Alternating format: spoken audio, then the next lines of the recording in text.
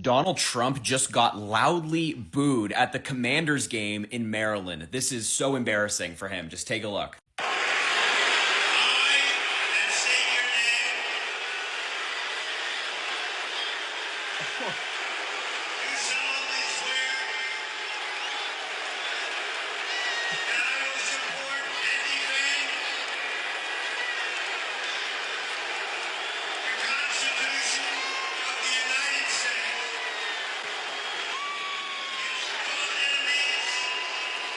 And here's another angle from someone in the crowd.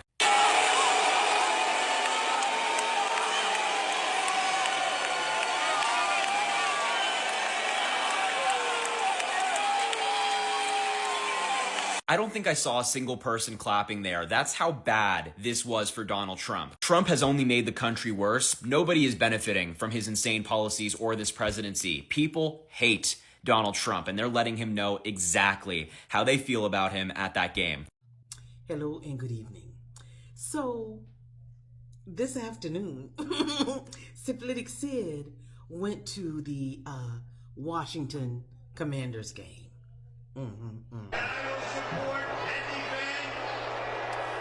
While he was there, he was booed.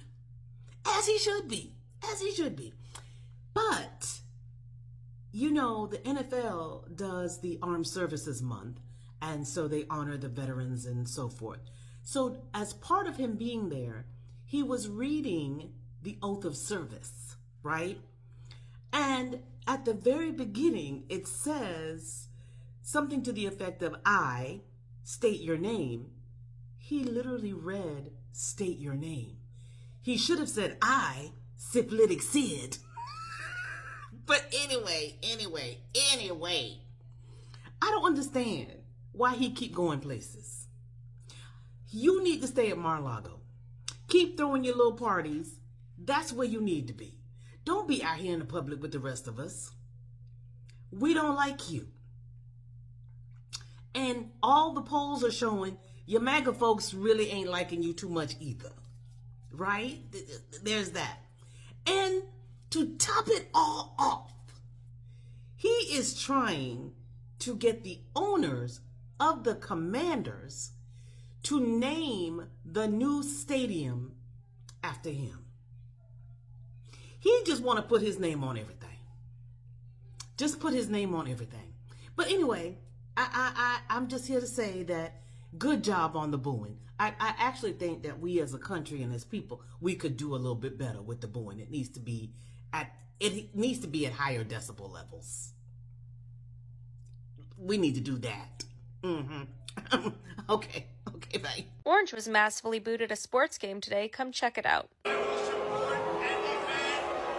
So let me get this straight. We can't afford to feed people, but we can afford to bail out other countries. We can afford to keep sending Orange to Mar-a-Lago, where the cost to taxpayers is exponentially higher. We can afford for him to throw a Great Gatsby party in the middle of people starving. We can afford construction to the East Wing and gaudy bathroom remodels. And we can afford to keep sending him to sports game after sports game for millions of dollars a pop. But we can't afford to feed Americans. Got it. Side note, at the football game that he attended today, he was booed like crazy.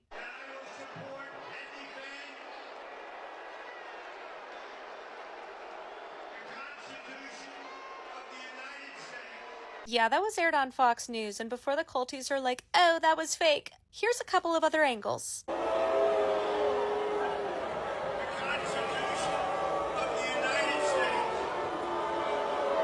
And one more for good measure.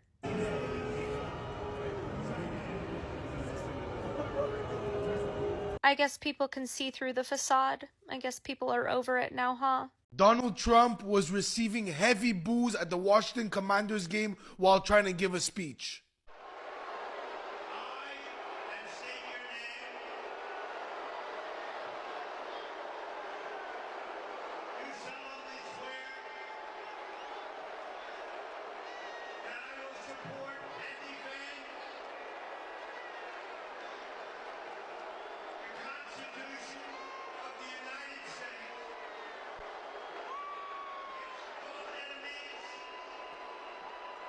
The king feasts while he starves the peasants. Donald Trump spent another weekend in Mar-a-Lago on the taxpayers' dime, mind you, feeding all of his wealthy elite friends the most lavish meals you can imagine in the middle of a government shutdown, in the middle of a SNAP benefits fight. And now the USDA is issuing additional guidance that if you are a state that issued fully funded SNAP benefits to your constituents, the expectation is you claw that money back.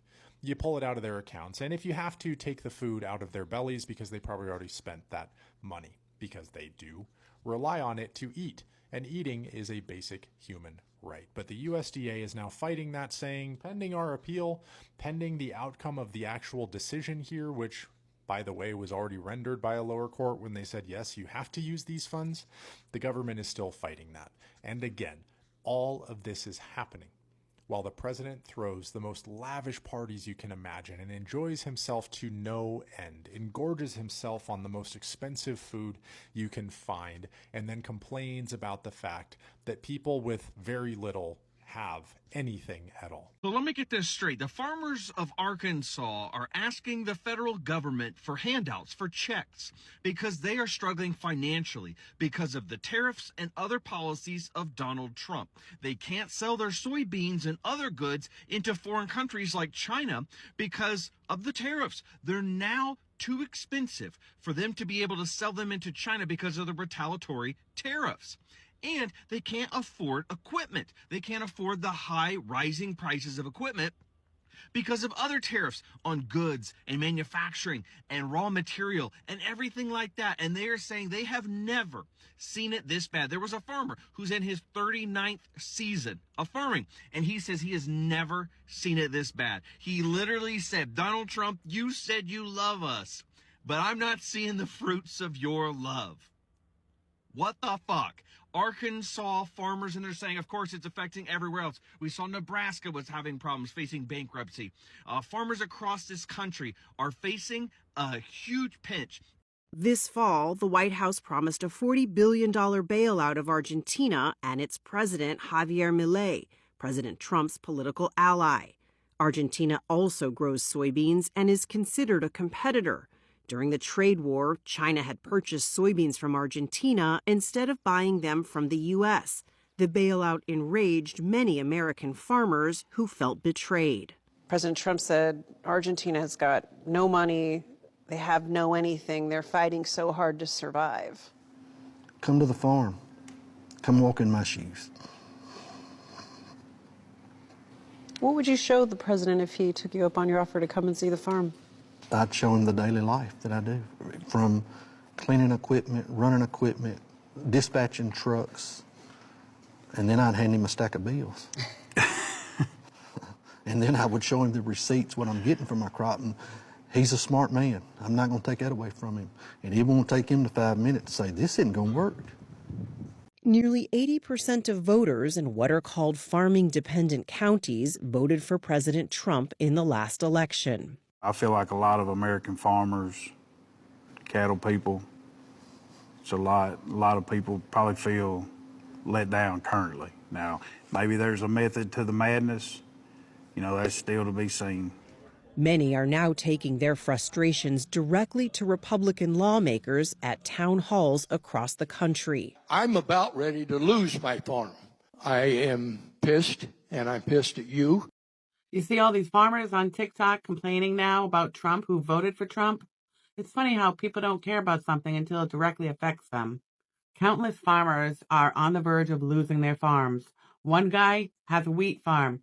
He's already lost $400,000 since Trump's been in office. Another guy has a sweet potato farm, 200 acres. He's already lost $500,000. Farmers in our country are losing their government contracts. The government is reneging on the contracts they already have with these farmers, and these farmers depend on these contracts. The agricultural sector relies on billions of dollars of government assistance for loans, grants, disaster relief, and conservation practices. These programs have been around since FDR. Now, a federal judge already blocked the funding freeze that Trump instilled because it's against the law. But farmers around the country, they're telling us, it's all over social media. They're receiving letters saying The government is just not going to be able to fulfill their contracts. These people are losing everything. They're having to sell their cattle to survive and pay bills. This is only the beginning. We're not even a month in.